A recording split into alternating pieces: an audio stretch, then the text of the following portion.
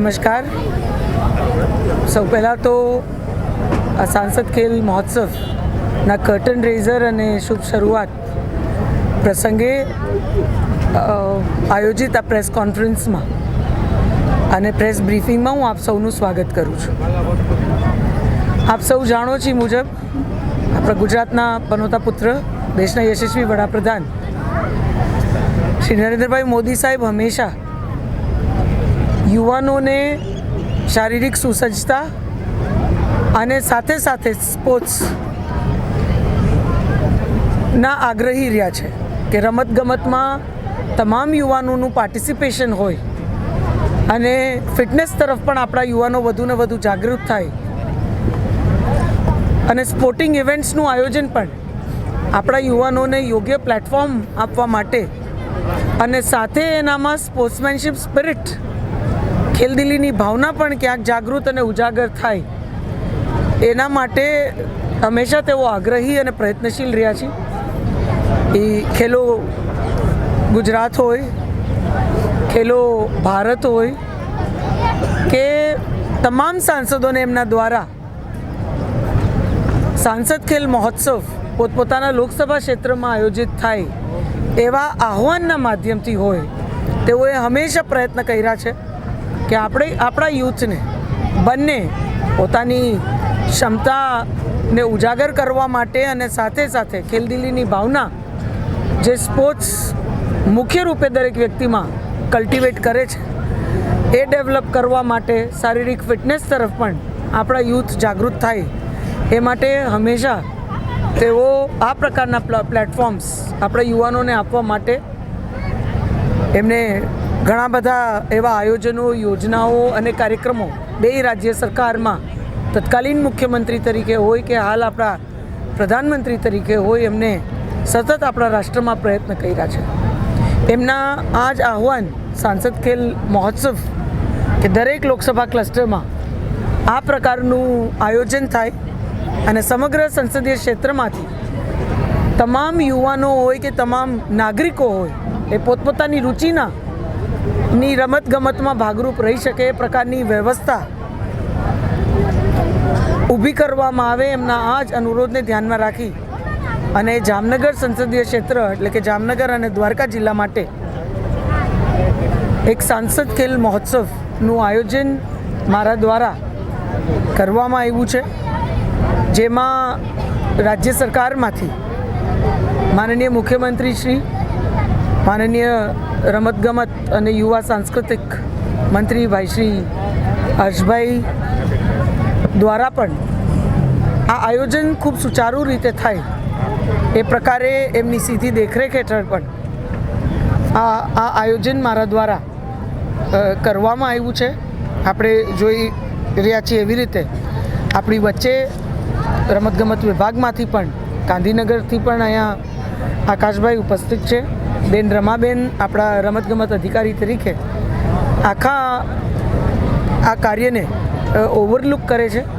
ત્યારે આપના માધ્યમથી હું જામનગર અને દ્વારકાના સર્વે નાગરિકોને, હું નાગરિકો એટલે ઉલ્લેખ કરું છું કે આ કાર્યક્રમ સ્વાભાવિક રીતે યુવાનો માટે તો છે જ, પણ ઘણી બધી એવી ગેમ્સ છે જેમાં બહેનો, ભાઈઓ બધા જ ભાગ લઈ શકશે, જેનું વિવરણ હું હમણાં જ તમારી વચ્ચે મૂકીશ. એટલે હું તમામ નાગરિકોને, એ આપણા તમામ યુવાનો હોય, દીકરા દીકરીઓ હોય કે આપણા સર્વે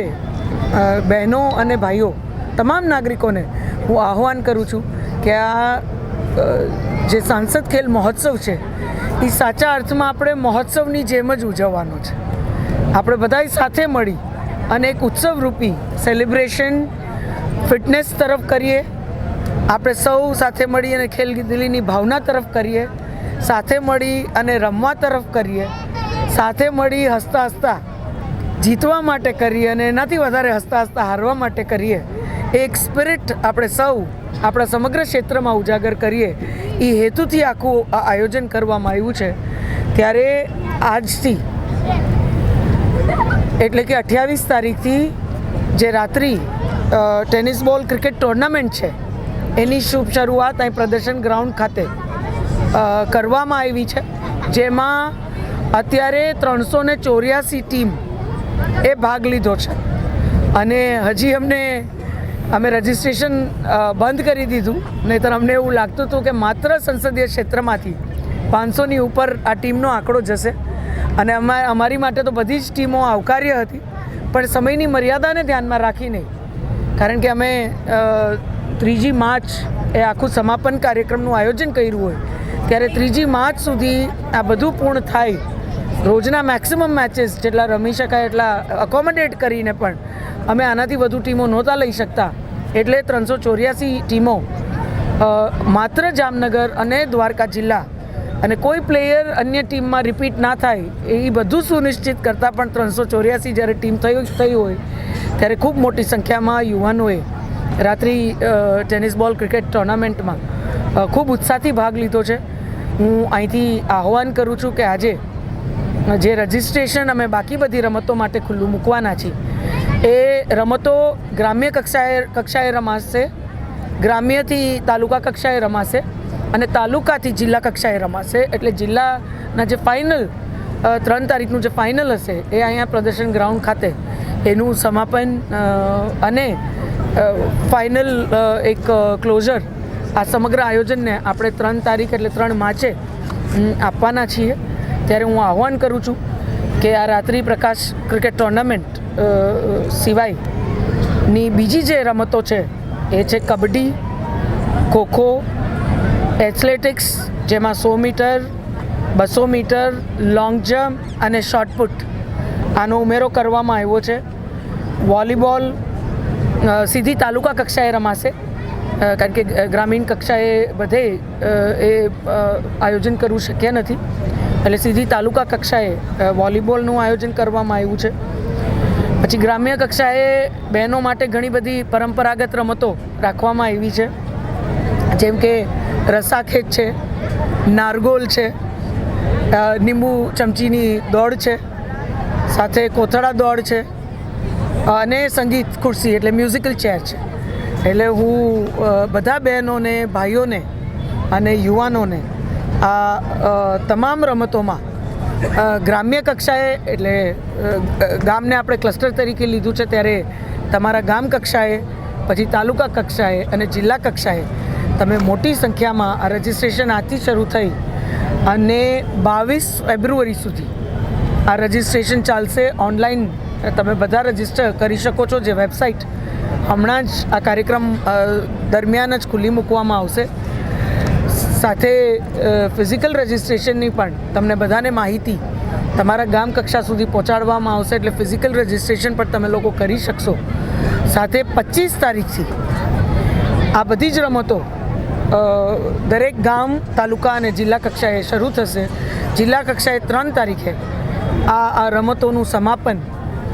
ની સાથે જ ફાઇનલનું આયોજન કરવામાં આવશે. તો હું આપ સૌ જામનગર સંસદીય ક્ષેત્ર એટલે કે જામનગર, દ્વારકા જિલ્લા અને મોરબીની જે એક આમરણ જિલ્લા પંચાયત સીટ છે એ તમામ નાગરિકોને આપના માધ્યમથી આહ્વાન કરું છું કે આપ સૌ ખૂબ ઉત્સાહથી આપણા ખેલાડીઓને પ્રોત્સાહિત કરવા માટે પણ, અને મેં કીધું એમ એક મહોત્સવની જેમ આપણે સૌ આ આયોજનને ઉજવી શકીએ. બધાએ બાને